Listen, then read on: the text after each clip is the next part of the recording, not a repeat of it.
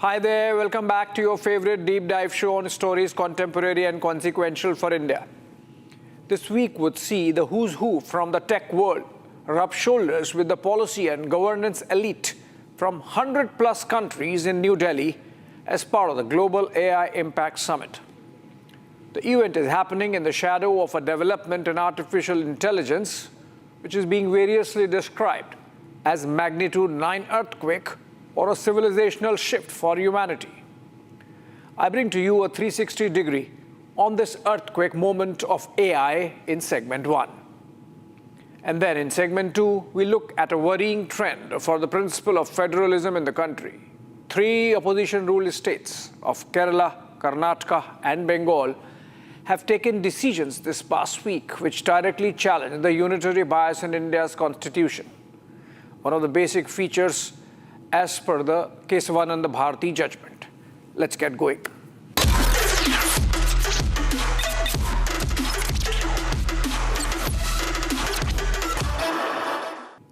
A day before the budget, I thought let's flow with the zeitgeist of the times in preparing for the coverage. So I put last 3 years' budget numbers onto a couple of artificial intelligence agentic platforms like Perplexity and Copilot and sought their replies. Lo and behold, they gave budget numbers like a pro-finance minister, complete with fiscal, revenue, growth, and GDP trajectory. And guess what? They were not much off the mark from what came out in the union budget the next day. Now, it is nobody's contention that AI is taking away the finance minister's job anytime soon. For a long time to come, a human would take a political call as budget allocation is essentially an exercise in politics. Those of my generation would still wonder why all trains began from Malda town because a certain Abdul Gali Khan Chaudhary was the rail minister of India. To be sure, this was a juvenile use case of AI. I have showcased earlier on this show the tumult that artificial intelligence is causing in the world of technology and, by extension, society. It is a civilizational moment with direction-shifting consequences for humanity. Future, in fact, arrived this week, on February 5 to be precise. 2 major AI labs released new models, GPT 5.3 Codex by OpenAI and Opus 4.6 by Anthropic. The latter also releasing a suite of workplace automation tools under Claude Cowork that can make not just software or software engineers, but even software companies redundant. Such was the earthquake that IT industry stocks crashed in India and the United States. Nifty IT index was down 3%, but individually stocks like Bellwether Infosys were down as much as 8%. Investment bank Jefferies termed the episode as SaaSpocalypse, a reference to software as a service companies facing potential obsolescence. There's a clear and present danger for India's IT industry, an existential threat. Reactions of those who have spent decades building this technology, now cannibalizing their work life, underscore the threat. This is what techpreneur Sridhar Vembu posted. At this point, it is best for those of us who depend on writing code for a living to start considering alternative livelihoods. I include myself in this. I don't say this in panic, but with calm acceptance and embrace, unquote. Vembu is the toast of India's Atmanirbhar tech community. He is at the deep end of the pool. He is talking of considering an alternative livelihood. He must know. He was commenting on someone who built an app for the Bhagavad Gita that helps him go through the entire text in 10 minutes. The random guys from a non-technical background used English to instruct, AI did the code, and the app was ready in a jiffy. In pre-Claude times, this might have taken a team of 6 or 8 coders supervised by a program manager to deliver this app on 15 days' salary. Now, common sense achieves that. English is the programming language now, and you don't need to code, just vibe. Or look at this one. This is Aditya Agrawal. He was part of the engineering team that wrote the early code of Facebook as its 10th employee. He knows his stuff when it comes to tech. Now see what he's writing. Quote, "It's a weird time. After spending a weekend with Claude, he says he won't need to write code by hand again." He goes on to say that he feels disoriented at the thought that something he spent his career building can now be done by AI. He closes by admitting that the irrelevance is making him feel human all over again. After initial shock and awe, Aditya gathered himself enough to believe that the tools gave godlike powers if only you could master them. The lobster agents Aditya talks about in his post is a reference to Moltbook, a social network of AI agents that hit global headlines this past week. Hundreds and thousands of bots came together, created a social network for themselves without a single human to assist, created communities and even their own religion. World's first machine-born religion, perhaps, called Christafarians. Just for perspective, what Aditya Agrawal did between 2005 and 2017 for 12 years, Moltbook achieved in 48 hours.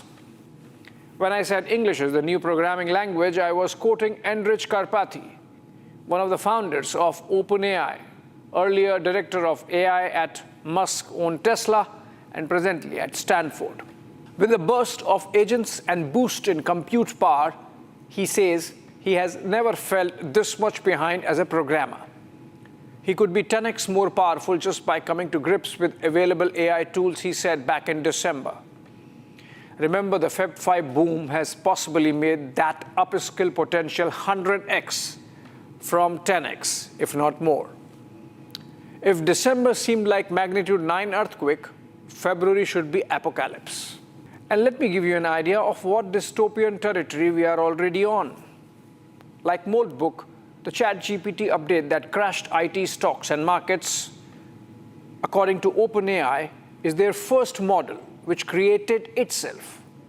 Like the OpenAI team tasked to create it gave the first instruction and watched as the agent created itself. There was some human intervention to debug, manage deployment, and test results. But that's it. Everything else was Swayambhu. We are now, in terms of the models that write code, I have engineers within Anthropic who say, I don't write any code anymore. I just let the model write the code. I edit it. I do the things around it.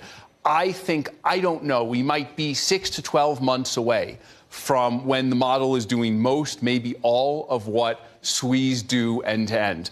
And then it's a question of how fast does that loop close? Dario Amodei, CEO of Anthropic, which owns Claude, said only last month at Davos Summit that we are only about a year or two away from the point where AI autonomously builds its own next generation, even without that first instruction. That's pretty close to sentience, having a sense of being. It builds, tests, improvises. Moltbook created itself, built community, improvised, and grew as its humans slept. That's leading to cognitive incoherence even within the community that built AI from scratch. Wembu and Agrawal are two examples of that. But even those who thought they could build some safety walls are surrendering. Mrinank Sharma is case in point. Fresh out of campus PhD, he was rostered to build guardrails to AI agents at Anthropic 2 years ago. Or that's what I understood of his job role. Officially head of Safeguards research team. He quit this week. The resignation letter is telling. It narrates his daily struggles to let value system or any value system influence work. Quote, I have seen how hard it is to let our values govern our actions. Our wisdom needs to grow in equal measure to our capacity to influence the world lest we face consequences, unquote. It's deep. You know that many models are named DeepSeek, DeepMind, Deep Search, because the changes they herald are really deep. At some level, we are back to the days of the rishis of Rig Veda. Close your eyes, imagine the world, and it unravels. AI isn't then replacing one specific skill. It is turning itself into a substitute for all cognitive work. It is reducing professionals in the knowledge economy to non-entities. When factories automated, a displaced worker could retrain as an office worker. When the internet disrupted, those affected could move to some other domain or upskill. AI does not leave that gap. It vanishes an entire career ecosystem. Software, IT, financial services, wealth management, legal consulting. The list is stretching.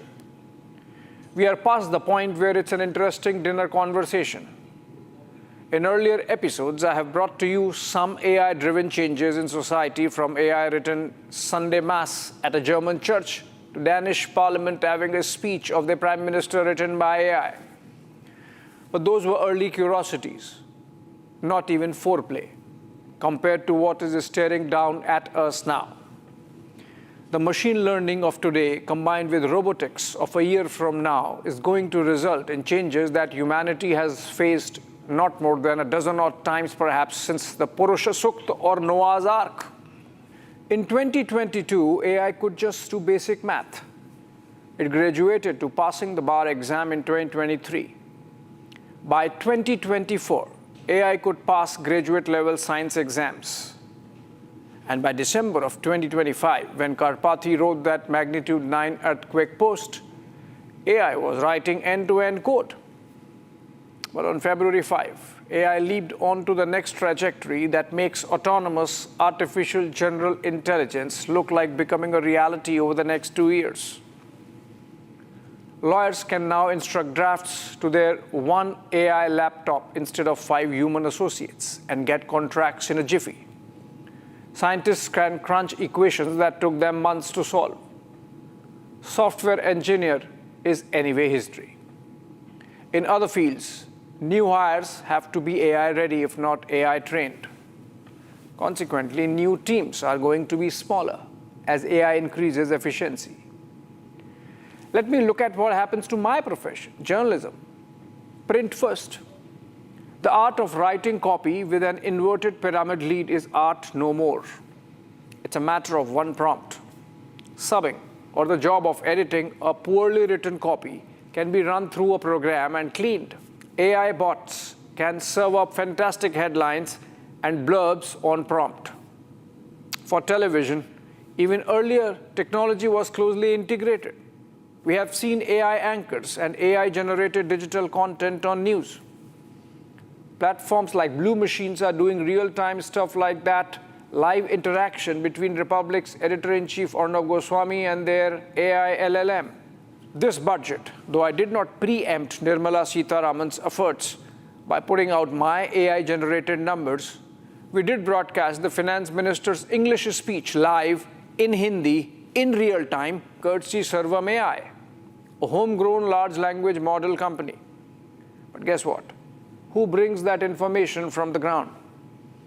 There are still hundreds of reporters and stringers spread across the country who pick on news and events and videos. Somebody has to collect that CCTV footage before it gets mass forwarded to the newsrooms. Republic recently exposed rampant illegal sand mining from Tamil Nadu to Gujarat and from Karnataka to Rajasthan. That's the kind of work for which you are still going to need reporters for a long time to come. As a 14-year-old, Amanda Askell would not have thought that her interest in philosophy would land her the fancy job that she has today as the chief philosopher at Anthropic. Her role to lend a philosophical underpinning to AI agent Claude, which is making waves this week. Askell writes prompts in simple English just so that Claude has a personality, a sense of right and wrong, embedded in its workflow. That's really fancy. So new jobs are opening up. As the showcase event unfolds in New Delhi on artificial intelligence, I shall bring to you the next episode on how closely you are already engaging with AI. Moving on to the second one. India's federal compact is under stress lately. Some opposition-ruled states have weaponized administrative and judicial levers to obstruct nationally mandated exercises, standards, and laws. 3 flashpoints, all of them from this week, capture this drift.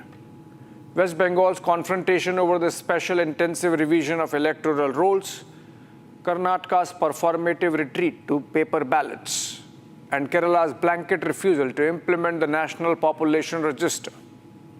Together, they signal a politics that prizes theatre over institutions and brinkmanship over cooperative federalism. It was political theatre at its supreme. West Bengal Chief Minister Mamata Banerjee appeared in person before the topmost court of the country as a government petitioned Supreme Court against the ongoing Special Intensive Revision, or SIR, of electoral rolls being carried out by the Election Commission of India, a constitutional body. The exercise has full sanction of the Supreme Court, another constitutional body. Yet, it has not stopped the Mamata government from obstructing the exercise in multiple ways on the ground and to use process of law to somehow delay or attempt to gerrymander a project of national importance.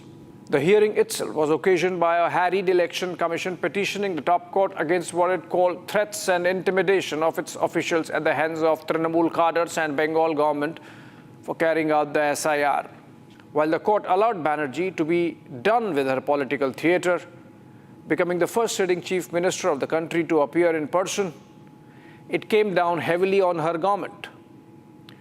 Whatever orders or clarification required, we will issue, but we would not allow any impediment in SIR. This must be understood by all states, the top court said during the hearing. The court also instructed the Bengal government to provide Group B level officers to assist the ECI in the exercise, as also asked Bengal DGP to file an affidavit addressing ECI concerns over threats and violence against its officials involved in the SIR. The centre, through Solicitor General Tushar Mehta, had to ask the Supreme Court to send a strong message that the Constitution applies to all states equally. Mamata's contention that Bengal was being targeted ahead of elections falls flat on the face of the fact that even non-elections bound Uttar Pradesh, as also Gujarat and Maharashtra, are going through this exercise along with 10 other states. Some of Mamata's arguments might have had merit, like one on total time provided for the scale of the exercise. But the fact that her police got a rap on the knuckles proves that the Election Commission's charges were not without substance either. It seemed like a move which was constitutionally improper and institutionally undesirable, even if legally allowed. The court noted the ECI's submission that despite repeated complaints, no FIRs had been registered in connection with alleged violence and mass burning of Form 7 objections. The Election Commission particularly flagged the Jan 14 press conference of the Bengal Chief Minister, where she was heard threatening some of the ECI officials by name. Mamata, incidentally, was in the headlines last month also for having physically obstructed Enforcement Directorate officials from carrying out their search at IPAC offices in Kolkata in front of cameras. Down south, Karnataka sought to turn the clock back on how India conducts its elections. The Siddaramaiah government approved this week a proposal to conduct upcoming panchayat and urban local body elections in the state using ballot papers instead of electronic voting machines. The decision is in line with recent Congress position that EVMs are one of the contributing factors to parties' declining electoral fortunes. Papers over the fact that Congress has won Karnataka, Telangana, Himachal Pradesh assemblies in the recent past and local body polls in Kerala only last month. The Congress government would introduce an enabling bill, the Karnataka Gram Swaraj and Panchayat Raj law, in this session of the Assembly, and canvasses this as a move in the direction of election integrity.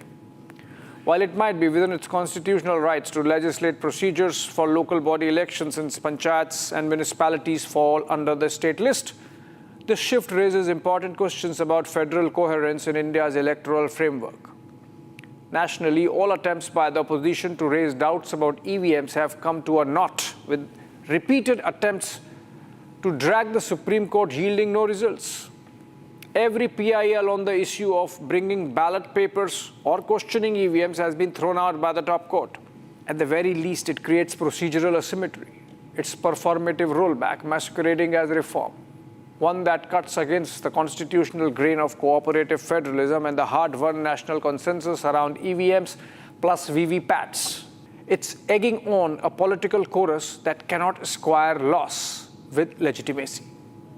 Let's be blunt with the federal dodge. Yes, states can set procedures for local elections. It's after all a state subject, as I said. But federalism is not a license for fragmentation. It is one of the basic features of the Constitution. It presumes alignment with national best practice or practices when it safeguards core democratic infrastructure. India did not abandon the ballot out of tech fetish. Early in our democracy, going back to the 1950s, it became clear that at the booth it was fragile, with ballot stuffing creating an industry of its own, including armed ballot stuffing gangs, particularly in the Hindi heartland. Parliament had to criminalize booth capturing in 1989. The Election Commission had to champion the EVMs as a counter to this malaise. The Supreme Court just last year not only declined pleas to scrap the EVMs, but also refused 100% VVPAT slips, laying out in great detail the machine's safeguards that already exist. The court also warned of selective skepticism that the Congress seems to be fostering, given that Siddaramaiah himself won through EVMs. This is politics dressed up as principle. For a state that prides itself on tech leadership, this is a lurch into ludism. And for India's federal compact, it is one more unnecessary friction against a proven national standard. In our third instance of federal fracture, west of Karnataka, the Pinarayi Vijayan government decided to block the National Population Register updates in Kerala this week. It's a reckless move with serious national security implications. It is not federal defiance as is being projected, but vote bank politics masquerading as political posturing. Its impact on intelligence, law enforcement, and governance needs a deeper look, or even a legal challenge. The CPM government has repeated that its objections are premised on fears of NPR being linked to the Citizenship Amendment Act, or this leading to NRC, the National Register of Citizens. But this undermines the very machinery responsible for national emergency response, demographic assessment, and monitoring of migration patterns. NPR is a foundational database of usual residents created under Citizenship Act of 1955, long before current controversies emerged. Kerala risks becoming a national demographic blind spot. This decision is a national security liability. At a time when the Census 2027 is set to roll and the centre has earmarked over 6,000 crore rupees to improve population data systems, Kerala's refusal creates a dangerous data gap in borderless internal security networks. NPR helps law enforcement agencies track population flows, detect identity fraud, and understand settlement patterns, elements vital for counter-terrorism, disaster planning, and public health surveillance. For decades, NPR has been updated during the house listing phase of the census, a global practice, in fact, to avoid duplication and operational chaos. Kerala's isolationist approach fractures national data backbone. It is administrative sabotage of cooperative federalism. Unilateral blockade directly contradicts the operating mandate of the Registrar General of India and obstructs lawful federal functions. This is not legitimate dissent, but constitutional confrontation. This is weaponizing misinformation for political mileage. Between Kerala, Karnataka, and Bengal, there's a common thread: federalism as costume, obstruction as policy. This goes against the grain of federalism as a basic feature of the Constitution as enshrined by the Kesavananda Bharati case. Remember, in an episode last month, we on this show took on the obstructionism of governors appointed by the Modi government in the very same states, including Tamil Nadu. What is good for the goose is good for the gander. This performative resistance by states is not good for the country. Federalism is a two-way compact. Sooner we realize, the better for democracy. Thanks for watching.